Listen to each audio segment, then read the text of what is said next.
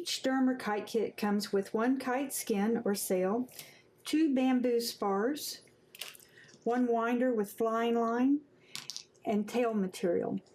To make the kite kit, you want to lay the sail out on the table, and with the curved part at the top, which is the top of the kite, we're going to start by weaving the bamboo spars through the holes on the left side.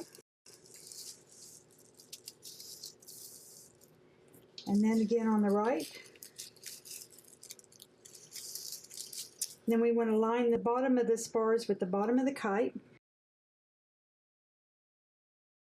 And then we're going to take about 2 inches of tape and tape half of the tape onto the kite and spar and half of it onto the table. And we're just going to repeat this all around the kite. So at the top, we're going to come right off the top tip, half of the tape onto the kite, half of it onto the table. Again, you want to line that bottom spar with the bottom of the kite, put half of the tape on the kite, half of it onto the table. And then we want to start the preparations for the bridle. So we're going to take 60 to 72 inches of string off of the winder. Then we're going to take one end of this string and tie it to the left spar right above the top hole using a simple overhand knot. We'll just pull that tight and snug it down right to the top of that hole, and then we're going to take the other end of the string and we're going to tie it to the right side on the right spar, just like we did on the left. Now we want to tape the bridle onto the kite, so we're going to take short pieces of tape, about 2 inches again, and we're going to run this line from the spar out the wing tip, just right on the point, not above the point and not below the point. We're going to tape that down. We're going to start taping right at the point and tape back to the spar. Tape it all the way across and across the spar, and then we're going to repeat this on the right side. Now we can move the bridle line up out of the way and you're ready to add your art. You always want to use permanent markers, whether they're Sharpies or another brand, it doesn't matter. Just make sure it says permanent. So we'll draw a quick little picture here.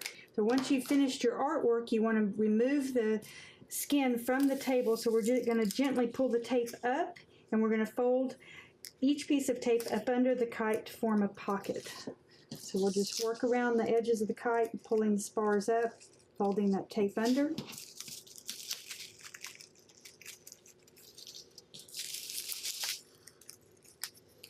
And then on the wing tips, we want to fold down those little pieces of tape that have crossed over the points.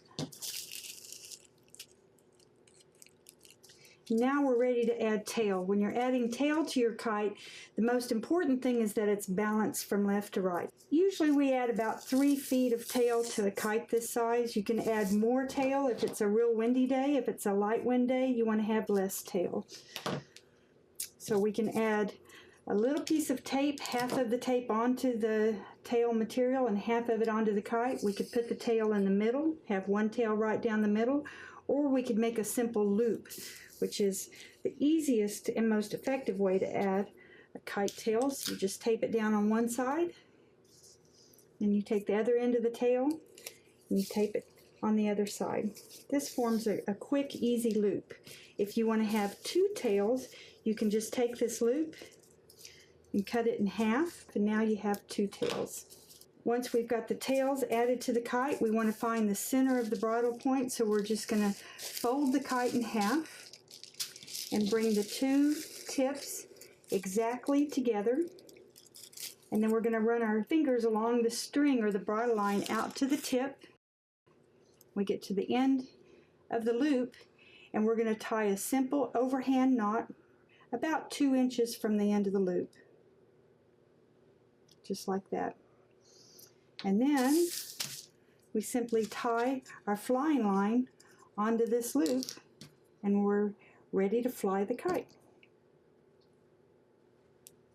And we can tie that on with just another simple overhand knot. You can put 2 knots on there if you want to for security, but it probably won't pull out.